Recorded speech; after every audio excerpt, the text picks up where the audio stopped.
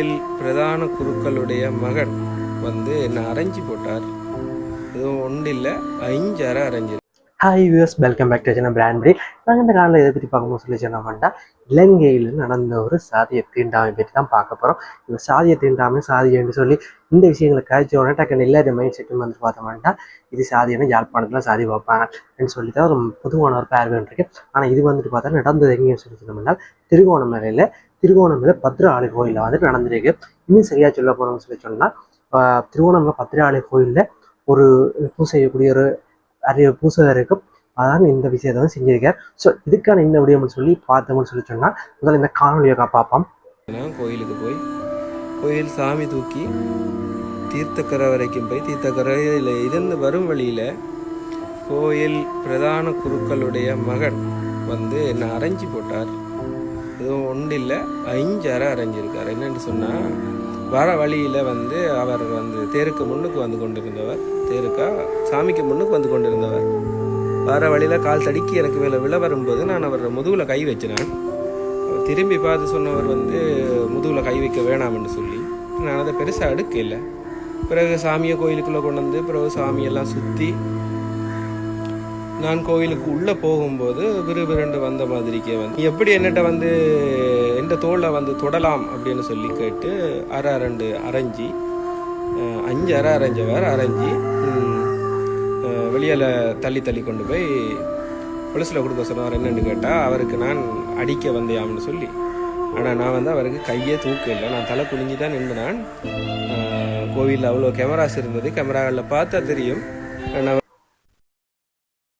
இந்த காணொலியில் இருக்கிற நபர் வந்து பார்த்தோம்னு சொல்லி சொன்னோம்னா, திருவோணமலை பத்திரிகை கோயிலில் வந்துட்டு ஒவ்வொரு நாளும் கோயிலுக்கு போயிட்டு இருக்கார். மற்றது வந்துட்டு எனக்கு ஒரு தொண்டராக இருந்து வந்து கோயில் செய்யக்கூடிய வேலையெல்லாம் இந்த 11 நாள் செஞ்சிருக்கார். ஸோ இதில் வந்துட்டு பார்த்தோம்னு சொல்லி சொன்னோம்னா, இப்போ கடைசி நாள் வந்துட்டு பார்த்தோம்னா, அதாவது இந்த சம்பவம் நடந்த அன்றைக்கு இவர் வந்துட்டு என்ன செஞ்சுக்காருன்னு சொல்லி சொன்னால், சாமி தூக்கிட்டு போயிருக்கார். அப்போ சாமி தூக்கிட்டு போயிருக்க வந்து பார்த்தோம்னு சொல்லி சொன்னால், முன்னுக்கு அந்த கோயில் பிரதான குருக்களுடைய மகன் என்று சொல்லி அவர் நின்றுருக்கார். அவர் வந்துட்டு போய்க்காரு. அவர் என்ன சொல்லி சொன்னால், தடக்கப்பட்டு இவருக்கு மிளவுல வந்திருக்கார். இவர் வந்து சொல்றேன்னு சொன்னால், தான் வந்து சாமி தூக்கி நின்றது, அதனால வந்து தடக்கப்பட்டு விழுந்தா தனக்கு மேலே அந்த விலைக்கு தனக்கு சாமியும் விழுந்துல. ஸோ அதனால வந்து தான் வந்துட்டு அவரை கையை ஊழி தடுத்து நிப்பாடினது. அப்போ அவரை வந்து விழாமல் தடுத்து நிப்பாங்களாதான் சம்பவம் நடந்திருக்கு. இதுக்காக வந்துட்டு என்ன செஞ்சாங்கன்னா, கோவப்பட்ட அவர் வந்துட்டு சாமியை வந்து இவரை வச்சதுக்கு பிறகு இவரை கூப்பிட்டு அங்கே வச்சுட்டு கோயிலுக்குள்ளே வச்சுட்டு கண்ணதில் 5 தடவை அடிச்சிருக்காராம். ஸோ இதுக்கு பிறகு வந்து அடித்தது மட்டும் இல்லாமல் அங்கேயுடைய போலீஸார்கிட்ட வந்துட்டு இவர் தனக்கு அடிச்சேன்னு சொல்லி பொய்யா வந்து இவரை காட்டி கொடுத்துருக்க, பிடிச்சி கொடுத்துருக்க. ஸோ இவருக்கு வந்துட்டு போயிட்டு அங்கேயே போலீஸார்கிட்ட தான் நடந்த விஷயம் வேணா நீங்கள் சிசிடிவி செக் பண்ணி பேங்க் சொல்லியெல்லாம் சொல்லியிருக்கேன். ஸோ அதுக்கு இப்போ வந்து போலீஸார் வந்துட்டு இவரில் குற்றம் இல்லைன்றதால இவரோட திருப்பி கேட்டிருக்கேன், நீங்கள் வந்துட்டு அந்த ஐயருக்கு மேலே வந்துட்டு கம்ப்ளைண்ட் கொடுப்பீங்கன்னு சொல்லி. இவர் சொன்னேன், இல்லை நான் வந்து சாமி கும்பிட தான் வந்தேன்னா எதெண்டாலும் சரி அம்மளாச்சு பார்த்துக்கணும் சொல்லி போட்டு இவர் போயிட்டார். இதுக்கு பிறகு வந்து பார்த்தா இந்த சம்பவத்தை வந்துட்டு ஒரு காணொலியாக வந்து பதிவிட்டிருக்கார். இந்த காணொலியை பதிவிட்டதுக்கு பிறகு வந்து பார்த்தா நிறைய பேர் வந்துட்டு இல்லை ப்ரோ எங்களுக்கு வந்து இப்படி சம்பவம் நடந்துன்னு சொல்லி நிறைய பேர் சொல்லியிருக்கோம். இதுக்கு பிறகு இவருக்கு வந்துட்டு நிறைய பேர், அதாவது சில பேர் வந்துட்டு கால் பண்ணி அவருக்கு அச்சுறுத்த விட்டு தூக்கினேன். இது வந்து நீ இப்படி செஞ்சேன்னு சொல்லி சொன்னால் சரிப்பட்டு வராது, நீ வீடியோ டெலிட் பண்ணு, இல்லைன்னு சொன்னீங்கன்னா பின்னால் எனக்கு எப்படி அப்படி சொல்லி வெறிட்டிருக்கார். ஸோ இதான் இந்த சம்பவம் நடந்திருக்கு. ஸோ இதில் வந்து பார்த்தோம்னு சொல்லி நீங்கள் வந்துட்டு பார்க்குற நிறைய பேருக்கு இதனுடைய தீவிரம் விளங்கியிருக்கும். ஆனால் சில பேர் வந்துட்டு இது என்னடா இது தொட்டதுக்காண்டி அடிச்சிட்டு இருக்கீங்கன்னு சொல்லி கேள்வி ஒன்று வந்திருக்கான். ஒரு கேள்வின்னு கேள்வி பண்ணலாம். ஸோ இந்த கேள்வி எழுப்பினான்னு சொன்னால் சரி, இதை தவிர சிலருக்கு வந்துட்டு யாராச்சும் இவர் சொன்ன விஷயம் அல்லது இவர் செஞ்ச விஷயம் சரின்னு சொல்லி யாரையும் வந்தீங்கன்னு சொல்லி சொன்னால் சத்தியமாக சொல்கிறேன், நீங்களும் ஒரு சாதியை தீண்டாமைக்கும் முக்கியமான ஆட்கள். என்ன அப்படி சொல்றேன்னு சொல்லி சொன்னால், இப்போ சாதாரணமாக ஒரு மனுஷன் தொடக்கூடாதுன்னு சொல்லி சொன்னால் இது வந்துட்டு பார்த்தோம்னா ஒரு தீண்டாமைன்ற ஒரு உச்சகட்டம். இன்னும் சரியா சொல்ல போனோம்னா, எப்படி அமெரிக்காவில் வந்துட்டு கருப்பினத்திலும் வெள்ளையினத்திலும் பிரச்சனை இருக்குதோ முதல் இருந்தது இப்பவும் இருந்து கொண்டிருக்கு. ஸோ அதை விட ஒரு கொடூரமான ஒரு விஷயம் உண்டு. ஏன்னு சொல்லி சொன்னால், அவங்க வந்துட்டு பார்த்தீங்கன்னு சொல்லி சொன்னா, நீ கருப்பாக இருக்கிற, நீ என்ன தொடாத என்கிட்ட இருக்க அப்படி சொல்ற. இவங்க வந்து நீ வந்துட்டு வேறு சாதி, அதாவது நீ எங்களுக்கு கீழே, நாங்கள் உனக்கு நீ அந்த மாதிரி கெட்ட கதையெல்லாம் வந்துருக்காங்க.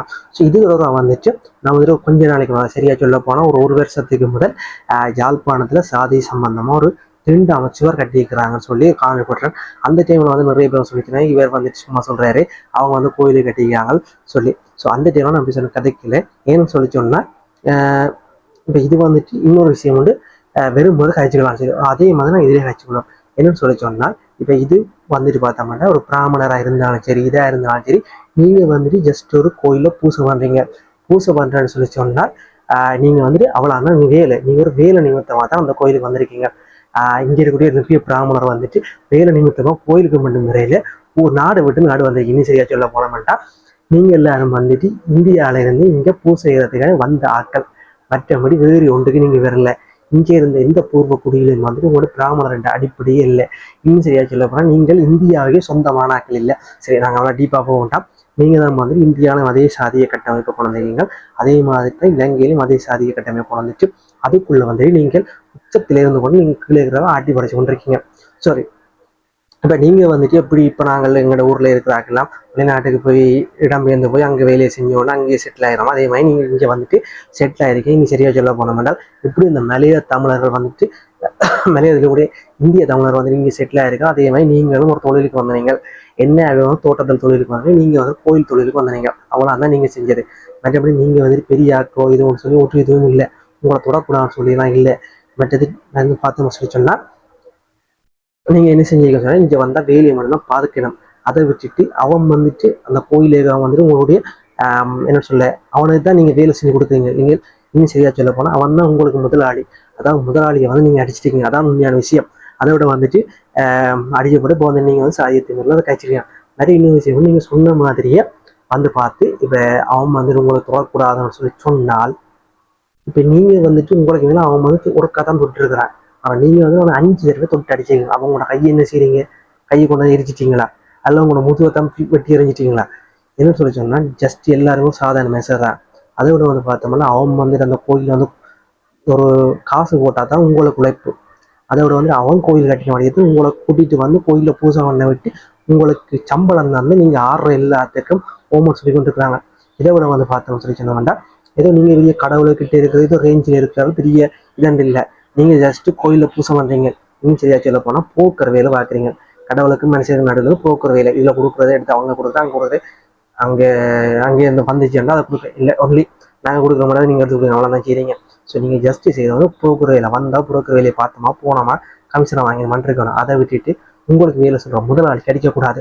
அடுத்தது வந்துட்டு பார்த்தோம்னு சொல்லி சொன்னால் இன்னும் நிறைய கோயிலில் வந்துட்டு இப்போ சாதிய கட்டம் உடைஞ்சிருக்கு. ஆனால் வந்து இந்த ஐயர் அதாவது வந்துட்டு ஐயர் மேல பிராமணர்லேயே வந்துட்டு பார்த்தோம்னா 2 பேருக்கு ஒன்று வந்துட்டு பிராமணர், மற்ற வந்துட்டு இவை கடத்த போய் ஐயர் மேல் அவன் வந்து பார்த்தோம்னா அவன் ஆரம்பாளத்தில் கோயிலில் பூசை செஞ்சார்கள்.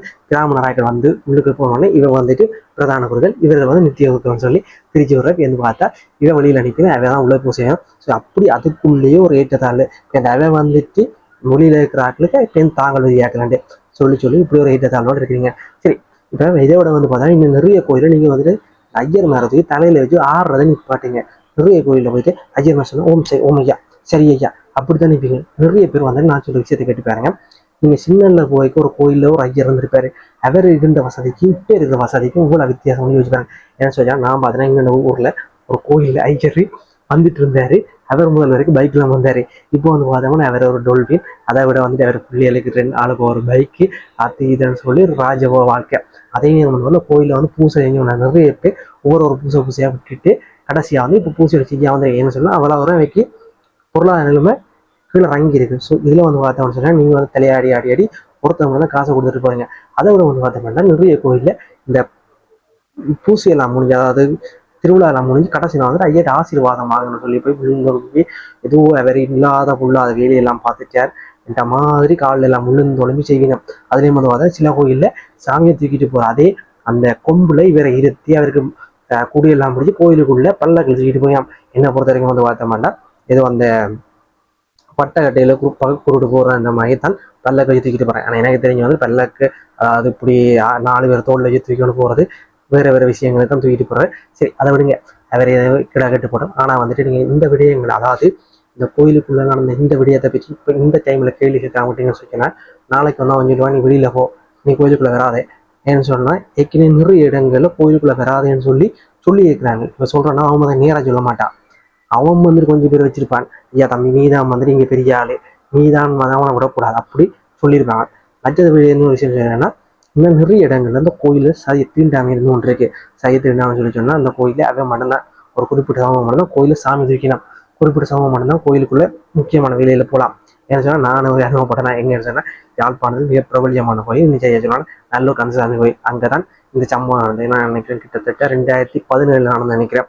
ஸோ சாமி இந்த பல்ல கொம்பு பெரிய கொம்பு அதுக்கிட்ட போயிட்டு சாமி தூக்குறது கிட்ட போனால் அந்த டைம் வந்து தள்ளி விடுவாங்க, நீங்கள் நிற்கக்கூடாது, நாங்கள் வந்து போக சொல்லி அப்படி போனாங்க. ஸோ அப்படியான சம்பவம் வந்து எவ்வளோ பெரிய கோயில் என்றாலும் இவ்வளோ இதெல்லாம் நடந்துகிட்டு இருக்கு. ஸோ இங்கே வந்துட்டு இருக்கக்கூடிய கோயிலில் இருக்க முக்கியமானாக்க நீங்கள் வந்துட்டு ஃபஸ்ட்டு கோயிலில் அதிகாரம் எடுங்க. ஏன்னு சொல்லிச்சோம்னா இப்போ தனியாராக இப்போ ஒருத்தருக்கு தனியாக சொந்தருக்கு அந்த கோயில் விடுங்க.